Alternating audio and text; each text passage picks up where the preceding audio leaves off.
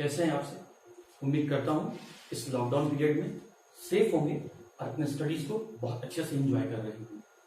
तो जैसा कि हम लोगों ने अपने लास्ट लेक्चर में ये डिस्कस किया था कि एडिशन पॉलीमर क्या होता है, एडिशन पॉलीमराइजेशन क्या होता है, उसके क्लासेस और कुछ इंपॉर्टेंट पॉइंट्स उससे रिलेटेड हम लोगों ने देखा था। आपको ये भी मैंने लास्ट क्लास में बताया था कि सिंथेसिस के बेसिस पर, उनके बनाने के प्रोसेस के बेसिस पर, सिंथेसिस के बेसिस पर, सिंथेसाइज करने के बेसिस पर हम लोग पॉलीमर को 2 टाइप में क्लासिफाई किए थे। एक था हम लोग का एडिशन पॉलीमर और दूसरा था हम लोग का कंडेंसेशन पॉलीमर। तो एडिशन पॉलीमर तो हम लोगों ने डिस्कस कर लिया। आज हम लोग डिस्कस करने वाले हैं उसका second part, that is condensation polymer और we can say condensation polymerisation. तो फर्स्ट ऑफ ऑल हम लोग ये समझते हैं कि कंडेंसेशन का मतलब क्या होता है। तो रफ में स्टूडेंट समझे इस बात को कि जब दो सेम और डिफरेंट टाइप का रिएक्टेंट मॉलिक्यूल, जब दो सेम और डिफरेंट टाइप का रिएक्टेंट मॉलिक्यूल आपस में कंबाइन करके एक बड़े मॉलिक्यूल, एक लार्ज मॉलिक्यूल का फॉर्मेशन करते हैं along with byproduct, then such type of reaction is known as condensation reaction। मैं फिर से रिपीट कर देता हूं, जब दो सेम टाइप के मॉलिक्यूल, जब दो सेम और डिफरेंट टाइप के मॉलिक्यूल रिएक्ट करके, कंबाइन करके बाई प्रोडक्ट के साथ एक लार्ज मॉलिक्यूल का फॉर्मेशन करे as the main product, then such type of reaction is known as the condensation reaction. और अगर आप कंडेंसेशन रिएक्शन का मतलब समझ गए हैं तो आप कंडेंसेशन पॉलीमर को भी आप समझ सकते हैं। बस आप मेरे हाथ के एक्टिविटी को, मेरे हैंड के एक्टिविटी को आप गौर करेंगे।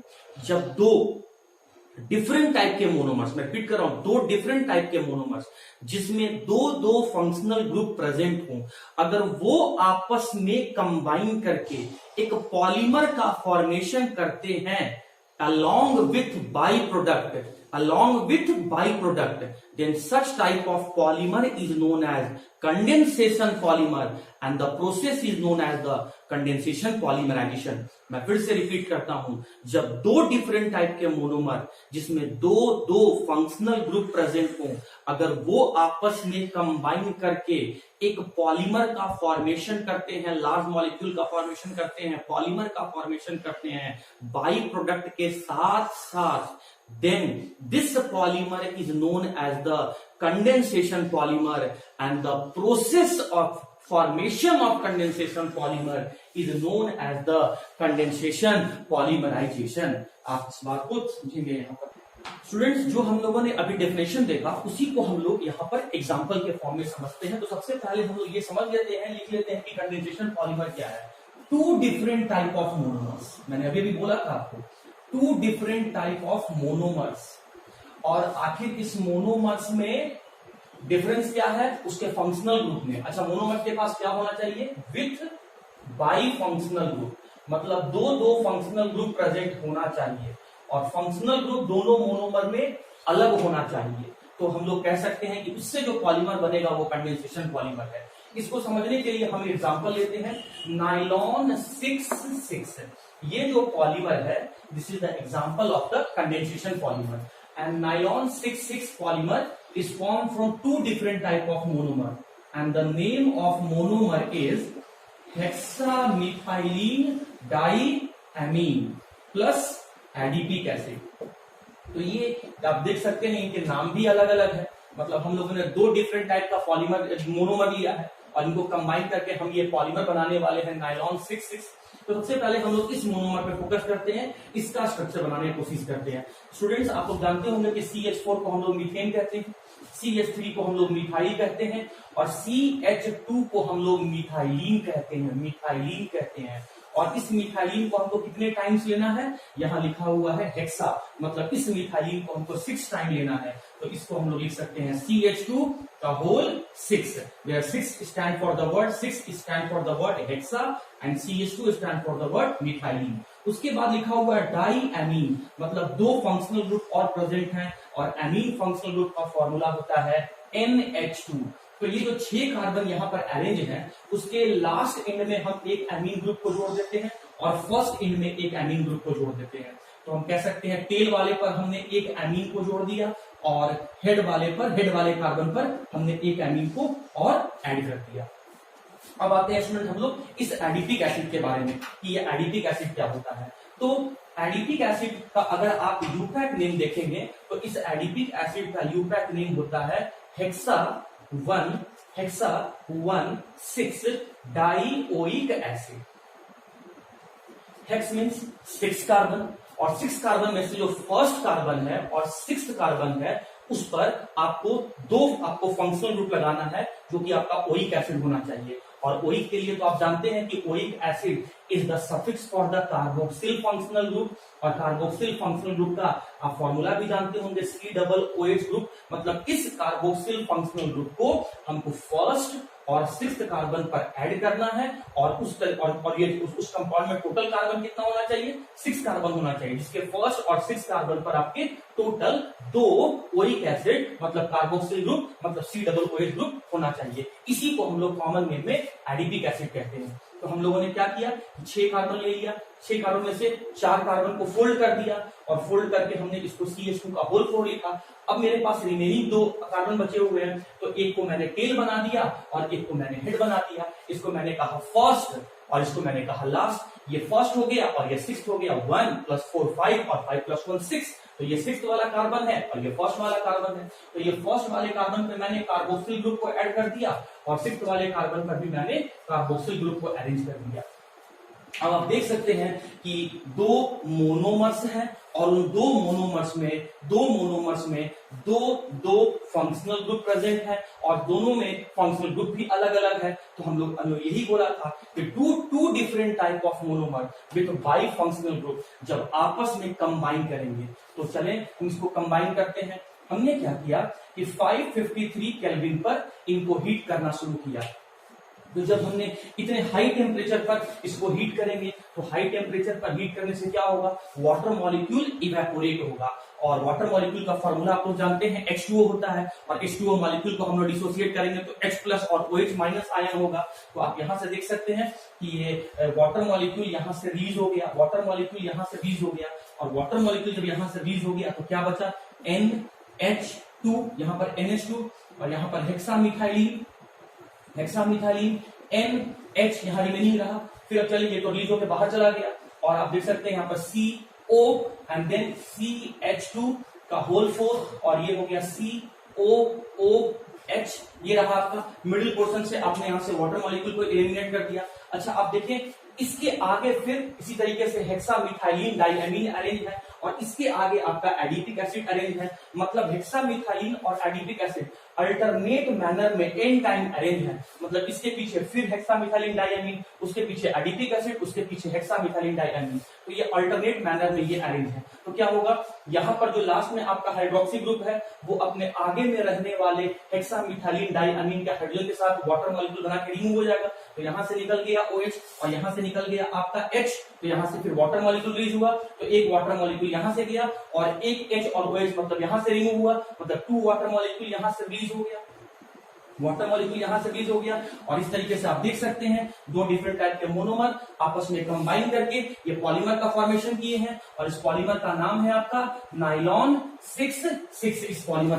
आपने देखा कि 2 डिफरेंट टाइप के मोनोमर आपस में कंबाइन करके एक पॉलीमर का फॉर्मेशन किए, और साथ ही साथ वहां पर बाई प्रोडक्ट मॉलिक्यूल भी बना। तो जब 2 डिफरेंट टाइप के मोनोमर आपस में कंबाइन करके बाई प्रोडक्ट के साथ साथ एक पॉलीमर का फॉर्मेशन करते हैं, तो इस तरह से बनने वाले पॉलीमर को हम लोग कंडेंसेशन पॉलीमर कहते हैं, और कंडेंसेशन पॉलीमर बनाने के प्रोसेस को हम लोग कंडेंसेशन पॉलीमराइजेशन कहते हैं। अब यहां से स्टूडेंट कुछ और बात आप समझेंगे ध्यान से। देखिए एडिशन पॉलीमर और कंडेंसेशन पॉलीमर को हम reactant molecule arrow main product और बाई प्रोडक्ट से भी पहचान सकते हैं। समझना, ये ट्रिक के फॉर्म बता रहे हैं। अगर मोनोमर में आपको फंक्शनल ग्रुप दिखता है तो आप बोलेंगे कंडेंसेशन पॉलीमर है, लेकिन अगर मोनोमर में आपको फंक्शनल ग्रुप की जगह अनसैचुरेशन डबल या ट्रिपल बॉन्ड दिखता है तो वो एडिशन पॉलीमर होगा। अब आ जाओ इस एरो पे, अगर इस एरो के ऊपर आपको पेरोक्साइड लिखा हुआ दिखता है तो वो एडिशन पॉलीमर होगा, लेकिन अगर सिर्फ टेम्परेचर है तो वो कंडेंसेशन पॉलीमर होगा। अब आ जाओ आप इस मेन प्रोडक्ट के ऊपर, अगर मेन प्रोडक्ट में आपको अमाइड फंक्शनल ग्रुप या Easter functional group COOR Easter CONH2 is the amide functional group, अगर मेन प्रोडक्ट में आपको अमाइड या ईस्टर फंक्शनल ग्रुप दिखता है तो ये कंडेंसेशन पॉलीमर होगा, और किसी तरह का कोई ये दोनों में से कोई भी फंक्शनल ग्रुप नहीं दिखता है तो वो एडिशन पॉलीमर होगा। और आप देख सकते हैं CONH अमाइड फंक्शनल ग्रुप यहाँ प्रेजेंट है, तो डेफिनेटली ये जो पॉलीमर होगा वो कंडेंसेशन पॉलीमर होगा। और आप बाई प्रोडक्ट को देख के भी पहचान सकते हैं, अगर कुछ बाई प्रोडक्ट जैसे वाटर, अल्कोहल, अमोनिया कुछ भी बना हुआ है तो वो कंडेंसेशन पॉलीमर रहा होगा, और अगर कोई बाई प्रोडक्ट नहीं बना है तो वो एडिशन पॉलीमर होगा। मैं जल्दी से मैं फिर से आपको सीक्वेंस में रिवाइज करवा देता हूं, आप समझना बात को। आप 4 डिफरेंट तरह से आप पता कर सकते हैं कि हमने एडिशन पॉलीमर बनाया है कि कंडेंसेशन पॉलीमर बनाया है। अगर आपका अनसैचुरेशन प्रेजेंट है, डबल ट्रिपल बॉन्ड प्रेजेंट है तो वो एडिशन पॉलीमर है। अगर फंक्शनल ग्रुप प्रेजेंट है तो आपका कंडेंसेशन पॉलीमर है। अगर एरो के ऊपर पेरोक्साइड लिखा हुआ है तो एडिशन पॉलीमर होगा, और अगर एरो के ऊपर आपका हाई टेम्परेचर लिखा हुआ है तो कंडेंसेशन पॉलीमर है। अगर आपका कोई मेन प्रोडक्ट में पॉलीमर में अगर आपको कोई भी फंक्शनल ग्रुप नहीं दिख रहा है तो एडिशन पॉलीमर है, लेकिन अगर आपके मेन प्रोडक्ट में पॉलीमर में अमाइड या ईस्टर फंक्शनल ग्रुप दिख रहे हैं तो वो कंडेंसेशन पॉलीमर है। अगर कोई भी बाई प्रोडक्ट नहीं बना हुआ है तो वो एडिशन पॉलीमर होगा, लेकिन बाई प्रोडक्ट जैसे वाटर, अल्कोहल और अमोनिया बना हुआ है तो वो आपका कंडेंसेशन पॉलीमर का एग्जांपल है। स्टूडेंट थोड़ा सा मैं इसको करेक्शन करता हूं, आप ध्यान से देखना। जैसे आपने एक मोनोमर लिया तो यहां से 2 वाटर मॉलिक्यूल यहां से रिलीज हुआ, तो इस 2 वाटर मॉलिक्यूल को हम लोग ऐसे लिख सकते हैं 2 × 1 H2। अच्छा, अगर मैं फिर से इसका एक यूनिट और इसका एक यूनिट और ले लूं तो मेरे पास अब दो मोनोमर हो गए। तो एक वाले से 2 वाटर मॉलिक्यूल, फिर अगले वाले से फिर 2 वाटर मॉलिक्यूल, मतलब अगर मैं जब 2 मॉलिक्यूल ले रहा हूं तो यहाँ से 4 वाटर मॉलिक्यूल निकला, तो इसको हम लिख सकते हैं 2 × 2 H2O, 4 वाटर मॉलिक्यूल। समझे इस बात को। अगर मैं इसका 3 यूनिट लूं और इसका भी 3 यूनिट लूं तो एक यूनिट से 2 वाटर मॉलिक्यूल, फिर दूसरे यूनिट से फिर और 2 वाटर मॉलिक्यूल, फिर तीसरे यूनिट से और 2 वाटर मॉलिक्यूल, मतलब जब मैं 3 मॉलिक्यूल लेता हूं तो वहां पर 6 मॉलिक्यूल वाटर निकलता है, 6 मॉलिक्यूल वाटर निकलता है, 6 मॉलिक्यूल वाटर निकलता है। समझना बात को। अगर मैं यहाँ पर एक यूनिट लिया तो 2 × 1 H2O, अगर मैं यहाँ पर 2 यूनिट लिया तो 2 × 2 H2O, अगर मैं यहाँ पर 3 यूनिट लिया तो 2 × 3 H2O, अगर मैं इसका यहाँ पर n यूनिट ले लेता हूँ, n मॉलिक्यूल ले लेता हूँ, इसका n मॉलिक्यूल ले लेता हूँ, तो उससे जो वाटर मॉलिक्यूल रिलीज होगा वो हो जाएगा 2 × n H2O। इसीलिए बुक्स वगैरह में लिखा हुआ रहता है कि जो बाई प्रोडक्ट यहाँ से वाटर मॉलिक्यूल रिलीज हो रहा है वो है 2n H2O। अच्छा, इसके बाद मैं थोड़ा सा आपको इस नायलॉन 6 का हिस्टोरिकल बैकग्राउंड बता देता हूं, आप ध्यान से समझना इस हिस्टोरिकल बैकग्राउंड को। 1935 में ये पहली बार इस पॉलीमर का सिंथेसिस हुआ था। सबसे पहली बार न्यूयॉर्क में बनाया गया था और लंदन में ट्रांसपोर्ट किया गया था, एक्सपोर्ट किया गया था। इसको बेचने के पर्पज से, कॉमर्शियल पॉइंट ऑफ व्यू से लंदन में से ट्रांसपोर्ट किया गया था मार्केटिंग पर्पज से। तो नायलॉन में बनाया गया, लंदन में बेचा गया, तो इस पॉलीमर का नाम इसी 2 सिटीज के नाम पर पड़ गया कंबाइन करके, और इसका नाम हो गया नायलॉन। अब बात आता है कि इसके नाम में 6 क्यों है, क्योंकि अगर आप इसके मोनोमर पे गौर करेंगे, हेक्सामिथाइलिन, डायमीन और एडिपिक एसिड के स्ट्रक्चर पे गौर करेंगे तो आप देख सकते हैं कि हेक्सामिथाइलिन डायमीन में 6 कार्बन है और एडिपिक एसिड में भी 1 + 4 5 5 1 6, एडिपिक एसिड में भी 6 कार्बन है और हेक्सामिथाइलिन डायमीन में भी आपका 6 कार्बन है। तो आपने जो 2 डिफरेंट टाइप का मोनोमर लिया तो वो 6 कार्बन कंटेन कर रहा है, इसीलिए इसके नाम में लिखा गया है 6। न्यूयॉर्क में बनाया गया, लंदन में बेचा गया, तो नाम पड़ गया उसी 2 सिटीज के नाम पर पड़ गया नायलॉन। 2 मोनोमर जो डिफरेंट टाइप के यूज कर रहे हैं वो हो गया आपका 6 कार्बन कंटेन कर रहा है, इसीलिए ये आपका 6 और 6 लिखा गया है। And point to be noted कि जब मोनोमर्स में फंक्शनल ग्रुप अगर प्रेजेंट है तो वो आपका कंडेंसेशन पॉलीमर है। जब मेन प्रोडक्ट में आपका अमाइड या ईस्टर फंक्शनल ग्रुप है तो कंडेंसेशन पॉलीमर है, और अगर यहाँ पर बाई प्रोडक्ट बन रहा है तो आपका वो कंडेंसेशन पॉलीमर है। इस एरो के ऊपर अगर आपका सिर्फ हाई टेम्परेचर दिख रहा है तो कंडेंसेशन पॉलीमर है। तो स्टूडेंट इस तरीके से आप एडिशन पॉलीमर और कंडेंसेशन पॉलीमर को स्ट्रक्चर से, उसके सिंथेसिस के मेथड से आप डिफरेंशिएट कर सकते हैं। और याद करो मैंने टॉपिक के स्टार्टिंग में कहा था, सिंथेसिस के बेसिस पर हम 2 तरह के पॉलीमर को क्लासिफाई कर रहे हैं, एडिशन पॉलीमर और कंडेंसेशन पॉलीमर। और मैंने इस तरीके से आपको दोनों के सिंथेसिस को बताकर मैं दोनों के डिफरेंस को क्रिएट यहाँ पर कर दिया। उम्मीद करता हूं यहाँ तक। तो स्टूडेंट्स, कंडेंसेशन पॉलीमर डेफिनेशन को समझने के बाद और कंडेंसेशन पॉलीमराइजेशन को डेफिनेशन को समझने के बाद by the help of an example nylon 6 अब हम कुछ इंपॉर्टेंट पॉइंट्स कंडेंसेशन पॉलीमर के बारे में देखते हैं। आप जरा इसे नोट करेंगे। देखिए, कंडेंसेशन पॉलीमर के जो मोनोमर होंगे मोनोमर होंगे, it will contain the by functional group. मतलब मोनोमर देख के भी आप पॉलीमर को पहचान सकते हो कि वो एडिशन पॉलीमर है कि कंडेंसेशन पॉलीमर है।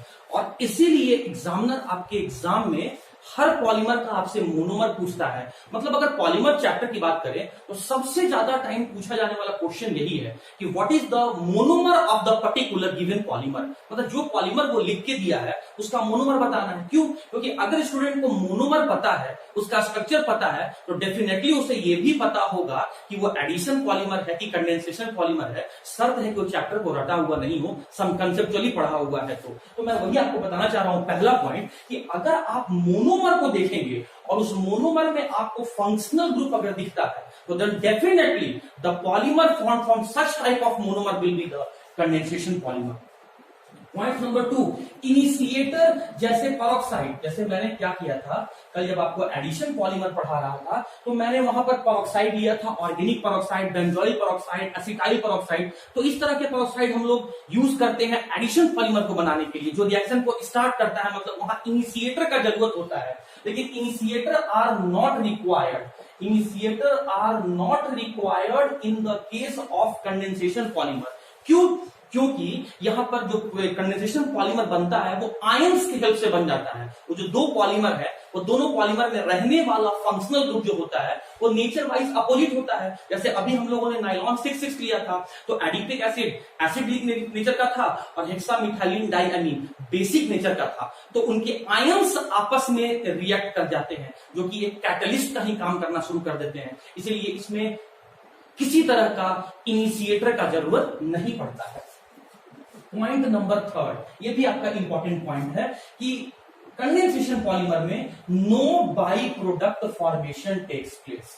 No byproduct formation takes place. कोई बाई सॉरी इसमें कंडेंसेशन पॉलीमर में बाई प्रोडक्ट का फॉर्मेशन होता है। बाई प्रोडक्ट इसमें ऐसे लिखता हूं फिर से कि by product like water, alcohol and ammonia is form. By product like alcohol, water, alcohol and ammonia is form. किस केस में? कंडेंसेशन पॉलीमर में। अभी जो मैंने लिखा था वो क्या था? एडिशन पॉलीमर के केस में किसी तरह का बाई प्रोडक्ट नहीं बनेगा, लेकिन कंडेंसेशन पॉलीमर में या तो वाटर बन सकता है बाई प्रोडक्ट के फॉर्म में, या तो अल्कोहल बन सकता है, या तो अमोनिया यहां पर बाई प्रोडक्ट के फॉर्म में बन सकता है। और यही वजह है कि जो पॉलीमर का मॉलिक्यूलर वेट होता है, मॉलिक्यूलर में शॉर्ट में लिखा है, मॉलिक्यूलर वेट जो पॉलीमर का होता है is not integral multiple of the integral multiple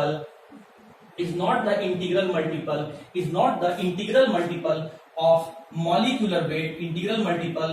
molecular weight of monomer। Monomer का जो मॉलिक्यूलर वेट होता है उसका मल्टीपल नहीं होता है पॉलीमर का मॉलिक्यूलर वेट। क्यों? क्योंकि कुछ मास जो है उसका लूज हो जाता है बाई प्रोडक्ट के फॉर्म में, तो उसमें से कुछ मास रिलीज हो गया बाई प्रोडक्ट के फॉर्म में। तो जो मास रिलीज हो गया, इस कारण से जो पॉलीमर का मॉलिक्यूलर वेट आ रहा है वो अपने मोनोमर के वेट का मल्टीपल नहीं होता है। पॉइंट नंबर 5, आपने देखा था कि मैंने पहले स्टेप में मिडिल पोर्शन से वाटर मॉलिक्यूल निकाला था और फिर दूसरे स्टेप में हमने क्या किया था कि टर्मिनल एंड से हमने वाटर मॉलिक्यूल निकाला था। तो step by step water molecule release हो रहा था और चेन आपस में कंबाइन कर रहे थे। तो ये जो पॉलीमर का फॉर्मेशन होता है वो स्टेप बाय स्टेप होता है, और इसीलिए हम लोग कहते हैं कि कंडेंसेशन पॉलीमर का दूसरा नाम जो है वो है आपका स्टेप ग्रोथ पॉलीमर।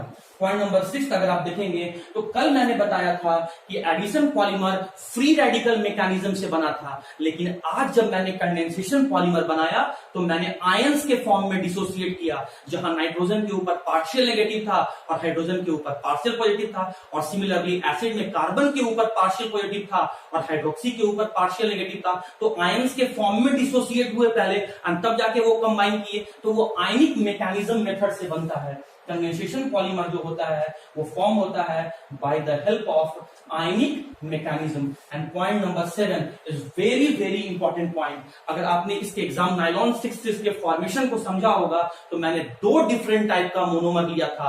और याद करें हमारा पहला लेक्चर हमने जहां पर होमोपॉलीमर और कोपॉलीमर डिस्कस किया था, मैंने वहां बताया था कि अगर कोई पॉलीमर सेम टाइप के मोनोमर के मिलने से बन रहा है तो उसे हम होमोपॉलीमर कह रहे थे। लेकिन अगर कोई पॉलीमर डिफरेंट टाइप के मोनोमर के मिलने से बन रहा है, डिफरेंट टाइप के मोनोमर के मिलने से बन रहा है, तो वैसा बनने वाला पॉलीमर कोपॉलीमर था। तो आज जब हमने कोपॉलीमर का फॉर्मेशन देखा तो उसमें मैंने एक तरफ हेक्सामिथाइलिन डायमीन लिया था और एक तरफ एडिपिक एसिड लिया था, मतलब मैंने 2 डिफरेंट टाइप का मोनोमर लिया था। तो हम लोग कह सकते हैं कि कंडेंसेशन पॉलीमर में 2 डिफरेंट टाइप का मोनोमर यूज होता है, इसलिए कंडेंसेशन पॉलीमर जो होता है वो कोपॉलीमर होता है, कोपॉलीमर होता है। कंडेंसेशन पॉलीमर जो होता है स्टूडेंट वो कोपॉलीमर होता है। लेकिन एक्सेप्शन है यहां भी एक्सेप्शन है, और एक्सेप्शन है दैट इज नायलॉन 6, जिसे मैं आगे डिस्कस करने वाला हूं। ये तो बहुत इंपॉर्टेंट है। नायलॉन 6 इकलौता ऐसा कंडेंसेशन पॉलीमर है जो कि आपका कोपॉलीमर नहीं है, ये होमोपॉलीमर है। नायलॉन 6 इसमें सिर्फ एक ही तरह का मोनोमर यूज होता है, कैप्रोलैक्टम एक ही तरह का मोनोमर यूज होता है, इसीलिए ये होमोपॉलीमर है। लेकिन अगर इनको छोड़ दिया जाए, इग्नोर कर दिया जाए, तो बाकी जितने भी कंडेंसेशन पॉलीमर हैं वो सब के सब आपके कोपॉलीमर हैं। और लास्ट पॉइंट स्टूडेंट, मैं थोड़ा सा यहां से ऊपर में मिटा रहा हूं ताकि स्पेस खाली हो जाए, तो मैं एक पॉइंट आपको लिख सकता हूं। एडिशन पॉलीमर को हमने 4 डिफरेंट क्लासेस में डिवाइड किया था, तो कंडेंसेशन पॉलीमर को भी हम लोग 3 डिफरेंट क्लासेस में डिवाइड करते हैं। ये है आपका पॉली ईस्टर, एक है आपका पॉलीअमाइड, और थर्ड है आपका फॉर्मल्डिहाइड रेसिन। एक एक करके हम लोग इसको डिस्कस करेंगे, जहां हम लोग कंडेंसेशन पॉलीमर्स के टाइप्स को पढ़ेंगे। फॉर्मल्डिहाइड रेसिन मतलब अगर पॉलीमर में ईस्टर फंक्शनल ग्रुप होगा, अगर कंडेंसेशन पॉलीमर में ईस्टर फंक्शनल ग्रुप होगा तो उसे पॉली ईस्टर कहेंगे। अगर कंडेंसेशन पॉलीमर में अमाइड फंक्शनल ग्रुप होगा तो पॉलीअमाइड कहेंगे। और अगर कंडेंसेशन पॉलीमर को बनाने में एक मोनोमर आपका फॉर्मल्डिहाइड होगा तो इस तरह के कंडेंसेशन पॉलीमर को हम लोग फॉर्मल्डिहाइड रेसिन कहेंगे। और पॉली ईस्टर का अगर आप एग्जांपल देखेंगे तो इसका एग्जांपल होगा आपका टेरिलीन और गिब्रेलिन, बहुत इंपॉर्टेंट है, हम डिस्कस करेंगे इसके फॉर्मेशन को, मैकेनिज्म को, सब कुछ। और पॉलीअमाइड का अगर एग्जांपल देखेंगे तो इसका एग्जांपल हो जाएगा आपका नायलॉन 6 एंड नायलॉन 6। और अगर स्टूडेंट फॉर्मल्डिहाइड रेसिन का अगर आप एग्जांपल देखेंगे तो ये हो जाएगा आपका बेकलाइट एंड मेलामाइन। तो इस तरीके से हमने समझा कि कंडेंसेशन पॉलीमर क्या होता है और कंडेंसेशन पॉलीमराइजेशन क्या होता है। और जो सबसे इंपॉर्टेंट पॉइंट मैंने यहाँ डिस्कस किया कि आप मोनोमर को देखो, एरो को देखो, मेन प्रोडक्ट को देखो और बाई प्रोडक्ट को देखो, आप देख के खुद भी बता सकते हो कि एडिशन पॉलीमर है या कंडेंसेशन पॉलीमर है। स्टूडेंट्स, आप वीडियो को पॉज करके अपने आप से ये क्वेश्चन पूछो कि ये मैंने समझा या नहीं समझा, और नहीं तो मैं एक बार फिर से इसको रिपीट कर देता हूं कि अगर मोनोमर में अनसैचुरेशन है तो एडिशन पॉलीमर, और अगर फंक्शनल ग्रुप है तो कंडेंसेशन पॉलीमर। एरो में अगर पेरोक्साइड लिखा हुआ, एरो के ऊपर अगर पेरोक्साइड है तो एडिशन पॉलीमर, सिर्फ टेम्परेचर है तो कंडेंसेशन पॉलीमर। अगर जो बने हुए पॉलीमर में अमाइड या ईस्टर फंक्शनल ग्रुप है तो वो कंडेंसेशन पॉलीमर, कोई फंक्शनल ग्रुप नहीं दिख रहा है बने हुए पॉलीमर में तो वो एडिशन पॉलीमर है। अगर बाई प्रोडक्ट नहीं है तो एडिशन पॉलीमर है, और बाई प्रोडक्ट अगर है तो वहां पर वो कंडेंसेशन पॉलीमर है। और इस तरीके से हम लोग अब इस स्टेज पर आ गए हैं कि वी कैन डिफरेंस, अगर दोनों टॉपिक को समझने के बाद, एडिशन पॉलीमर और कंडेंसेशन पॉलीमर को डिस्कस करने के बाद, समझने के बाद, अब हम इस स्टेज पर पहुंच गए हैं कि we can differentiate between the addition polymer and the condensation polymer.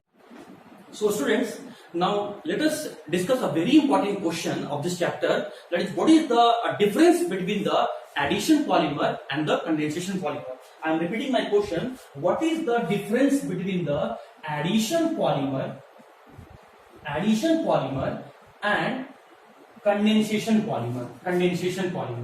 condensation polymer? तो चले आप बारी बारी सारे पॉइंट्स को सुनेंगे। मैं नोट्स में लिख के दे चुका हूं इसको, बट फिलहाल अभी आप सिर्फ मेरे साथ सुनेंगे और डिस्कस करेंगे साथ साथ। एडिशन पॉलीमर के जो मोनोमर्स होंगे वो या तो अल्कीन होंगे या उसके डेरिवेटिव्स होंगे, लेकिन कंडेंसेशन पॉलीमर के जो मोनोमर होंगे it contain by functional group, मतलब दो फंक्शनल ग्रुप रखने वाले होंगे। फर्स्ट पॉइंट तो यही है। सेकेंड पॉइंट है कि एडिशन पॉलीमर जो है वो उसमें मोनोमर आपस में जुड़कर, कंबाइन होकर, ज्वाइन होकर एक लॉन्ग चेन का फॉर्मेशन करता है, तो मोनोमर रिपीट होते जाते हैं, इसीलिए एडिशन पॉलीमर को हम लोग कहते हैं चेन ग्रोथ पॉलीमर। और इसमें क्या होता है, कंडेंसेशन पॉलीमर में बाई प्रोडक्ट रिमूव होते जाते हैं स्टेप बाय स्टेप, और चेन का लेंथ बढ़ते चला जाता है, तो step by step by product remove होता है, तो इसे हम लोग कहते हैं step growth polymer. Point number third, initiator like peroxide are used। Peroxide को हम लोग यूज करते हैं इस पॉलीमर को बनाने के लिए, और इसमें हम कह सकते हैं किसी तरह का कोई इनिशिएटर का हम लोग को यूज नहीं पड़ता है। पॉइंट नंबर फोर्थ, यहां पर किसी भी तरह का बाई प्रोडक्ट नहीं बनता है, no byproduct is form. लेकिन अगर हम बात करें स्टूडेंट कंडेंसेशन पॉलीमर में, तो byproduct like water, alcohol, ammonia are formed in the case of condensation polymer. और बाई प्रोडक्ट नहीं बनता है तो किसी तरह का मास का भी लॉस नहीं होता है, इसीलिए हम कह सकते हैं molecular weight of the polymer is integral multiple. और यहां पर जो बाई प्रोडक्ट बनने के कारण से कुछ मास का लॉस हो जाता है, और इसलिए कहते हैं by product the molecular weight of the polymer is not the integral multiple of the या exact multiple of the molecular weight of the monomer. Point number 6, addition polymer जो होते हैं वो होमोपॉलीमर्स होते हैं। एडिशन पॉलीमर जो होते हैं वो होमोपॉलीमर होते हैं, एक्सेप्ट, यहां भी एक्सेप्शन था जो मैंने डिस्कस किया था और आज भी करूंगा, Buna S and Buna N. Buna S और ब्यूना एन को छोड़ दें तो जितने भी एडिशन पॉलीमर हैं वो सब का सब एक ही तरह के मोनोमर के मिलने से बनता है, मतलब एडिशन पॉलीमर होमोपॉलीमर होता है। लेकिन कंडेंसेशन पॉलीमर की बात करें तो दो डिफरेंट टाइप के फंक्शनल ग्रुप के, दो डिफरेंट टाइप के मोनोमर के मिलने से बनता है, मतलब ये कंडेंसेशन पॉलीमर को पॉलीमर होते हैं। लेकिन यहां भी एक्सेप्शन है, और एक्सेप्शन है आपका नाइलॉन 6। और फिर इसके लास्ट के एग्जांपल में लिख देते हैं कि पॉलीथीन हो गया, polythene, PVC, polyvinyl chloride, Teflon, synthetic rubber, buna S rubber, buna N rubber, बहुत सारे हैं, ब्यूना एन रबर, और PAN polyacrylonitrile, these are the example of addition polymer. और इधर अगर बात करें कंडेंसेशन पॉलीमर में तो टेरिलीन, ग्लिप्टल, बहुत सारे यहां भी हैं, terylene, glyptal, nylon 6, bakelite, melamine,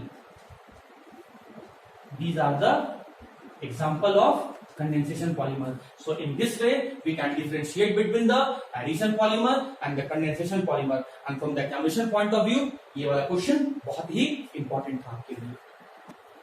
तो स्टूडेंट्स, जब हम लोगों ने अभी एडिशन पॉलीमर और कंडेंसेशन पॉलीमर का डिफरेंस को देख लिया, तो मैं वापस आता हूं एडिशन पॉलीमर की तरफ, और एक एक करके मैं एडिशन पॉलीमर के एग्जांपल और कंडेंसेशन पॉलीमर के एग्जांपल को डिस्कस करूंगा with their monomer, initiator and use.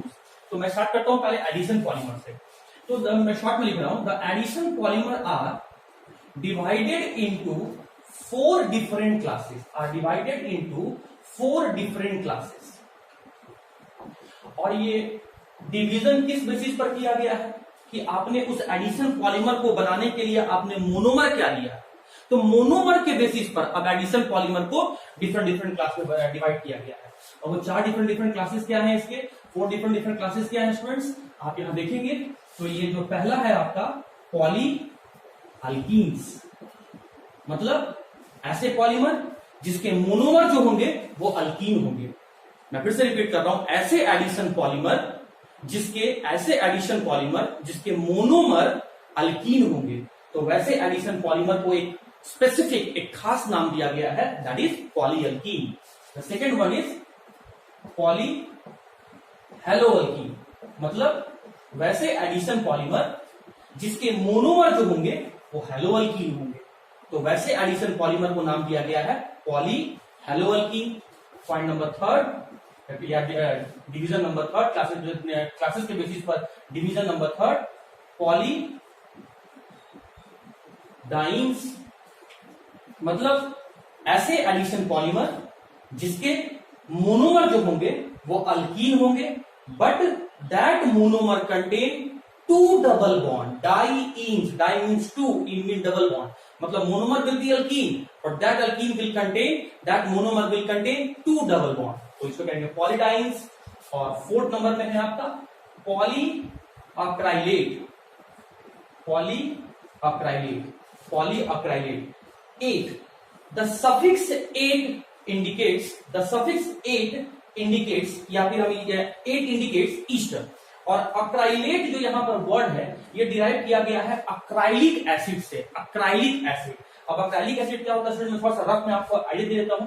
जैसे ये मैंने ले लिया इथीन, 2 कार्बन है तो 8 डबल बॉन्ड है तो इथीन। मैंने एक ये मॉलिक्यूल लिया इथीन, इसमें से या तो हेड वाले कार्बन से या तो टेल वाले कार्बन से मैं एक हाइड्रोजन को रिमूव कर देता हूं, तो हाइड्रोजन को हटाया तो आपका एक फ्री वैलेंसी जनरेट हो गया। तो इसी ग्रुप को कल हम लोगों ने कहा था कि ये विनाइलिक ग्रुप है। और अगर इस विनाइलिक ग्रुप में अगर आप कार्बोक्सिल फंक्शनल ग्रुप को ऐड कर देंगे, तो इसे हम कहेंगे अक्राइलिक एसिड। तो वैसे एडिशन पॉलीमर जिसके मोनोमर जो होंगे वो अक्राइलिक एसिड होंगे तो उसे हम पॉलीअक्राइलेट कहेंगे। 2 डबल बॉन्ड रखने वाले अल्कीन होंगे तो वैसे एडिशन पॉलीमर को पॉलीडाइंस कहेंगे। और ऐसे एडिशन पॉलीमर जिसके मोनोमर हेलो अल्कीन होंगे तो ऐसे एडिशन पॉलीमर को पॉलीहेलो अल्कीन कहेंगे। और वैसे एडिशन पॉलीमर जिसके मोनोमर जो होंगे वो आपका अल्कीन होंगे तो ऐसे एडिशन पॉलीमर को हम लोग पॉली अल्कीन कहेंगे। और मैंने आपको कल पॉलीमर का नाम लिखते समय एक ट्रिक भी बताया था कि पॉलीमर का नाम लिखने के लिए आप पॉली प्लस मोनोमर ये 2 वर्ड का यूज करेंगे। तो मोनोमर तो आपके नाम में ही दिख रहा है, अगर मोनोमर अल्कीन है तो ऐसे एडिशन पॉलीमर को पॉली अल्कीन, अगर मोनोमर आपका हेलो अल्कीन है तो ऐसे एडिशन पॉलीमर को पॉली हेलो अल्कीन, अगर मोनोमर आपका अल्कीन है विथ 2 डबल बॉन्ड देन ऐसे एडिशन पॉलीमर को पॉलीडाइन। और अगर आपका पॉलीमर अक्राइलिक एसिड है तो ऐसे एडिशन पॉलीमर को हम लोग पॉलीअक्राइलेट कहते हैं। और बारी बारी से इसमें मैं कुछ एग्जांपल्स आपके साथ डिस्कस करता हूं। जो हम लोगों ने फर्स्ट टाइप का जो क्लास देखा वो था हम लोग का पॉलीअल्कीन। तो पॉलीअल्कीन में क्या है भाई, सबसे पहले मोनोमर देखना है। जो मोनोमर है वो अल्कीन है and the smallest alkene is ethene. अगर अल्कीन में इथीन हो गए तो पॉलीइथीन कहेंगे इसे हम लोग। मोनोमर इनिशिएटर जो लेना है, मतलब जो रिएक्शन को पॉलीमर के फॉर्मेशन को स्टार्ट करेगा, जो इनिशिएटर लेना है वो लेना है ऑर्गेनिक पेरोक्साइड।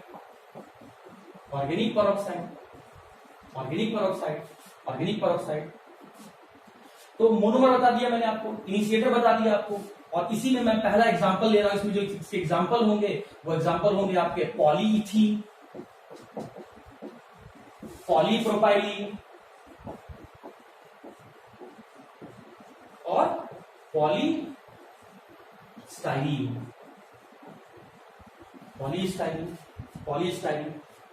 मैं पहले स्टूडेंट्स इसको डिस्कस कर देता हूं, इन दोनों के बारे में तो मैंने आपको कल बता दिया था। मैं पहले हल्का सा मैं इसको एग्जांपल समझा देता हूं।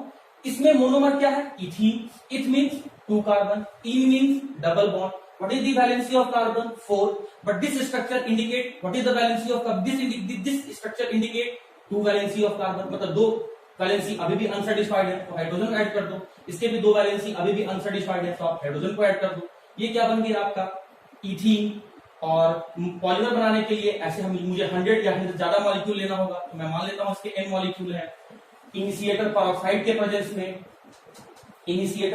प्रेजेंस में मैं पॉलीमर का फॉर्मेशन करूंगा। और मैंने आपको बताया था कि हम क्या करते हैं, पाई बॉन्ड को यहां से डिसोसिएट करते हैं और पाई बॉन्ड को डिसोसिएट करेंगे तो 2 नया सिग्मा बॉन्ड बनेगा। एक सिग्मा बॉन्ड को हम हेड वाले कार्बन पर इंडिकेट करेंगे और एक सिग्मा बॉन्ड को हम टेल वाले कार्बन पर इंडिकेट करेंगे। तो ये रहा CH2, ये रहा CH2, इनके बीच में सिग्मा बॉन्ड रह जाएगा, पाई बॉन्ड तो डिसोसिएट कर गया है। तो अब जो एक पाई बॉन्ड के डिसोसिएट होने के बाद दो जो सिग्मा बॉन्ड बनेगा, वो एक सिग्मा को मुझे दिखा देना है हेड वाले कार्बन के पास और एक सिग्मा बॉन्ड को मुझे दिखा देना है टेल वाले कार्बन के पास, और इसे एन टाइम रिपीट कर देना है। अब जहां तक नाम का बात आया तो पहले मोनोमर का नाम देखो, मोनोमर में 2 कार्बन था इसीलिए इथ, डबल बॉन्ड है तो इन, और इसी से पॉलीमर बना है तो पॉलीमर के लिए पॉली, और जो मोनोमर का नाम है उसे तुम यहाँ पर ऐड कर दो पॉलीइथीन। तो अगर मोनोमर आपका इथीन है तो ऐसे बनने वाले पॉलीअल्कीन को हम पॉलीइथीन कहेंगे। अगर मोनोमर आपका प्रोपाइलीन है तो ऐसे बनने वाले एडिशन पॉलीमर को, ऐसे बनने वाले पॉलीअल्कीन को हम लोग पॉलीप्रोपाइलीन कहेंगे। और अगर मोनोमर आपका स्टाइलीन है तो इस तरीके से बनने वाले पॉलीमर को हम लोग, पॉलीअल्कीन को हम लोग, एडिशन पॉलीमर को हम लोग पॉलीस्टाइलीन कहेंगे। तो ये दोनों मैंने कल डिस्कस कर दिया था। यूजर्स के साथ मैं चैप्टर के लास्ट में जब ट्रिक दूंगा तो मैं वहां पे डिस्कस करूंगा पॉलीप्रोपाइलीन और पॉलीस्टाइलीन को। फिलहाल मैं इस पॉलीथीन पे फोकस कर रहा हूं क्योंकि डायमेंशन पॉइंट ऑफ व्यू से ये इंपॉर्टेंट है। तो मोनोमर क्या होगा, इथीन हुआ, किसके प्रेजेंस में, किस इनिशिएटर के प्रेजेंस में, पेरोक्साइड के प्रेजेंस में। और यहाँ जो पॉलीमर बना वो क्या है आपका पॉलीमर, पॉलीइथीन। तो पॉलीइथीन फिर आगे 2 पार्ट में क्लासिफाई कर दिया जाता है। एक को हम लोग कहते हैं लो डेंसिटी पॉलीथीन और एक को दूसरे को हम लोग कहते हैं HDP, that is high density polythene. Low density polythene and high density polythene. So दोनों के फॉर्मेशन में क्या डिफरेंस है, दोनों के डिफरेंस जो है इसके प्रिपरेशन में लाई करता है, इसके यूज में लाई करता है, इसके नेचर में लाई करता है, इसके डेंसिटी में लाई करता है, इसके मेल्टिंग पॉइंट में लाई करता है, इसके टफनेस में लाई करता है, इसके टेंसाइल स्ट्रेंथ में लाई करता है। तो इन दोनों के डिफरेंस हम लोग अभी डिस्कस करेंगे। एग्जामिनेशन पॉइंट ऑफ व्यू से ये भी इंपॉर्टेंट है कि state the difference between the low density polyethene and high density polyethene. So student, now we are going to discuss what is the difference between the low density polythene and high density polythene। तो आइए difference देखते हैं क्या होता है। सबसे पहले low density जो होता है वो नेचर वाइज ट्रांसपेरेंट होता है, मतलब इसके आर पार देखा जा सकता है। लेकिन जो हाई डेंसिटी पॉलीथीन होता है वो नेचर वाइज ट्रांसल्यूसेंट होता है, मतलब क्लियरली नहीं देख सकते हैं।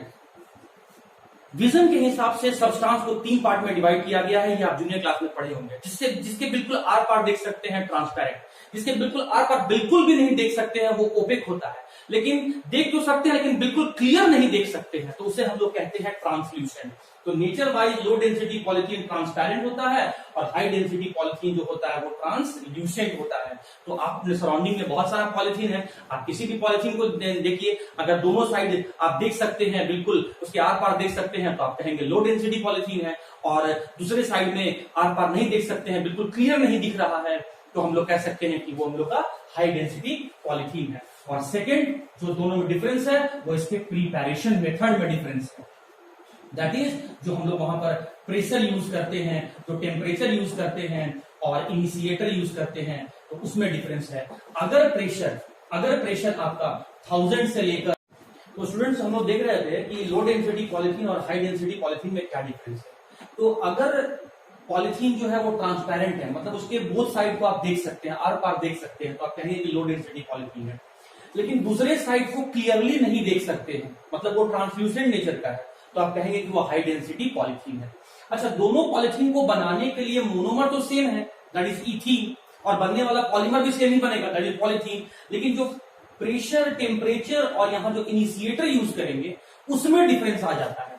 अगर इस पॉलीथीन को बनाने में आपने प्रेशर 1000 से लेकर 2000 atm का यूज किया, तो जो पॉलीथीन बनेगा वो होगा लो डेंसिटी पॉलीथीन। और अगर इस पॉलीमर को बनाने में आपने प्रेशर 6 to 7 atm लिया, तो जो मेरा पॉलीथीन बन के आएगा वो है हाई डेंसिटी पॉलीथीन।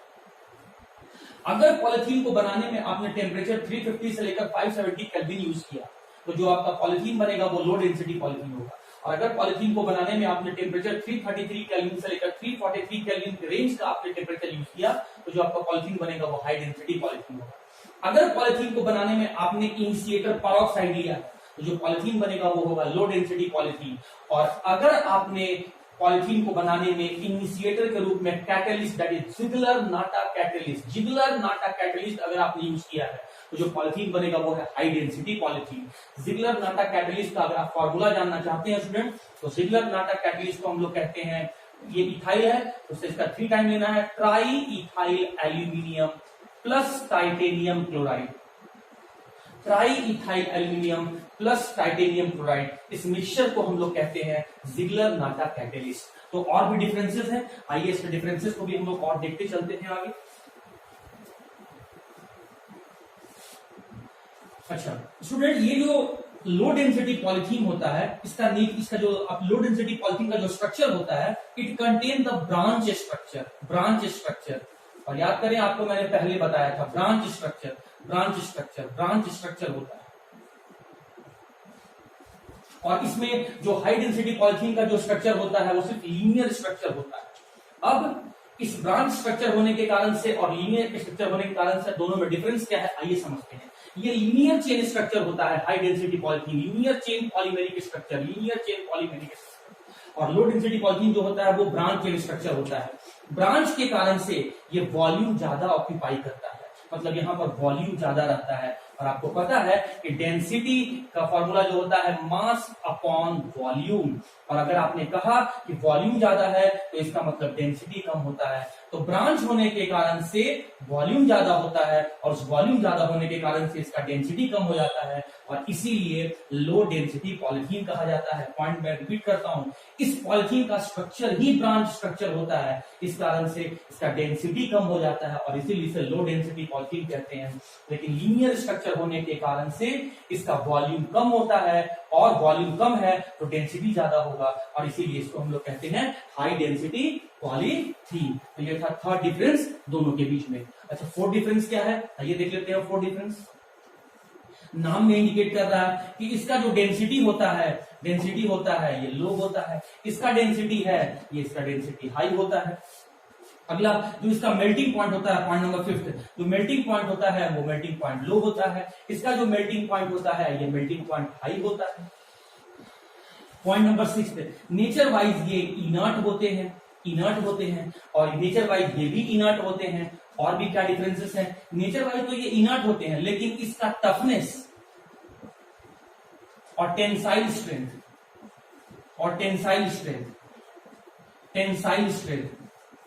लो होता है, लेकिन इसका टफनेस